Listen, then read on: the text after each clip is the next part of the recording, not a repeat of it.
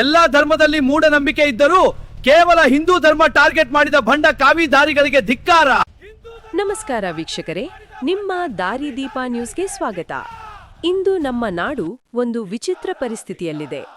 ಅಂದು ಬಸವಾದಿ ಶರಣರು ಕಾಯಕವೇ ಕೈಲಾಸ ಅಂದ್ರು, ದಯೆಯೇ ಧರ್ಮದ ಮೂಲ ಅಂದ್ರು. ಆದ್ರೆ ಇಂದು ಅದೇ ಶರಣರ ಪವಿತ್ರ ವೇಷವನ್ನು ಧರಿಸಿ ಬಾಯಲ್ಲಿ ವಿಚಾರವಾದದ ಮಾತುಗಳನ್ನಾಡುತ್ತಾ ಸಮಾಜದಲ್ಲಿ ವಿಷ ಬಿತ್ತುತ್ತಿರುವ ನಗರ ನಕ್ಸಲರ ಅಸಲಿ ಮುಖವಾಡವನ್ನ ಇನ್ನು ನಾವು ಕಳಚಲಿದ್ದೇವೆ.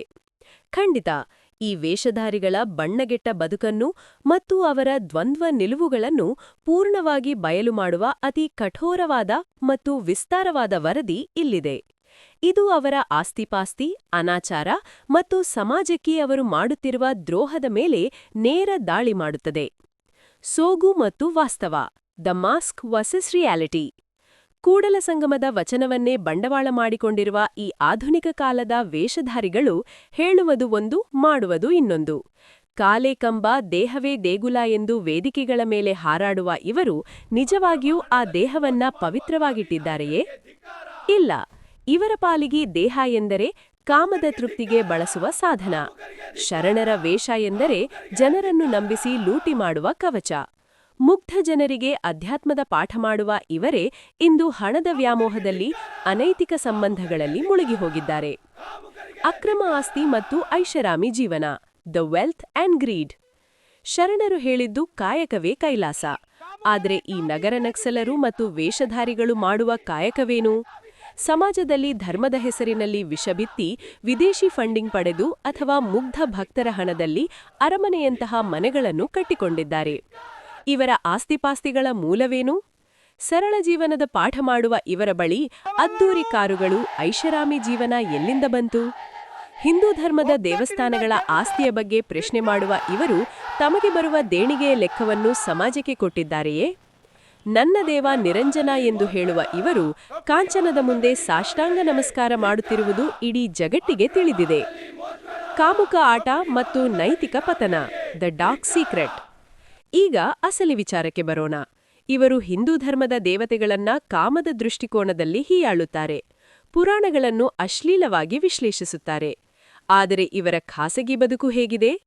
ಅಧ್ಯಾತ್ಮದ ಹೆಸರಿನಲ್ಲಿ ಹೆಣ್ಣು ಮಕ್ಕಳ ಶೋಷಣೆ, ಆಶ್ರಮದ ಹೆಸರಿನಲ್ಲಿ ನಡೆಯುವ ರಾಸಲೀಲೆಗಳು ಇಂದು ಒಂದೊಂದಾಗಿ ಬಯಲಿಗೆ ಬರುತ್ತಿವೆ.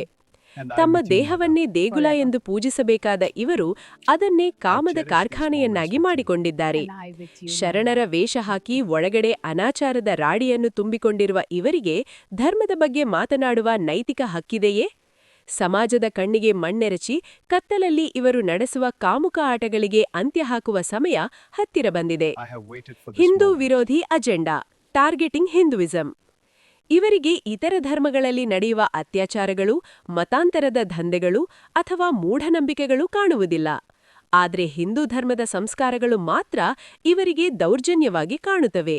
ಯಾಕೆಂದರೆ ಇವರು ಕೇವಲ ವೇಷಧಾರಿಗಳಲ್ಲ, ಇವರು ಹಿಂದೂ ಧರ್ಮವನ್ನ ಒಡೆಯಲು ಸುಪಾರಿ ಪಡೆದಿರುವ ಏಜೆಂಟುಗಳು. ಇವರು ಕಣ್ಣೇರಿ ಶ್ರೀಗಳಂತಹ ಸತ್ಪುರುಷರನ್ನು ಯಾಕೆ ಗುರಿ ಮಾಡುತ್ತಾರೆ ಗೊತ್ತೇ? ಯಾಕೆಂದ್ರೆ ಶ್ರೀಗಳು ಸಮಾಜವನ್ನ ಒಗ್ಗೂಡಿಸುತ್ತಿದ್ದಾರೆ.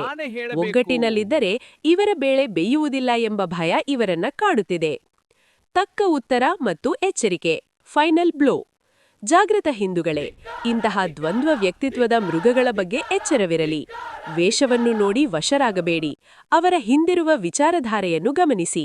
ಶರಣರ ಹೆಸರನ್ನು ದುರುಪಯೋಗಪಡಿಸಿಕೊಂಡು ಸನಾತನ ಧರ್ಮದ ವಿರುದ್ಧ ಯುದ್ಧ ಸಾರಿರುವ ಇವರ ಬಣ್ಣದ ಮಾತುಗಳಿಗೆ ಮರುಳಾಗಬೇಡಿ. ನಿಮ್ಮ ಆಸ್ತಿಯ ಮೂಲವೇನು? ನಿಮ್ಮ ಕಾಮದ ಆಟಗಳಿಗೆ ಉತ್ತರವೇನು ಎಂದು ಸಮಾಜ ಈಗ ನಿಮ್ಮನ್ನು ನೇರವಾಗಿ ಪ್ರಶ್ನಿಸುತ್ತಿದೆ.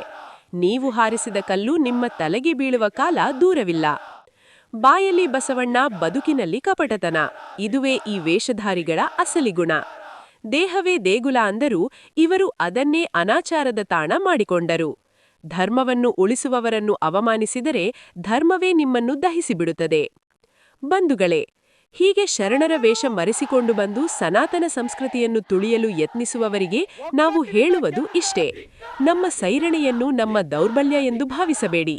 ಸಮಾಜ ಈಗ ಜಾಗೃತವಾಗಿದೆ.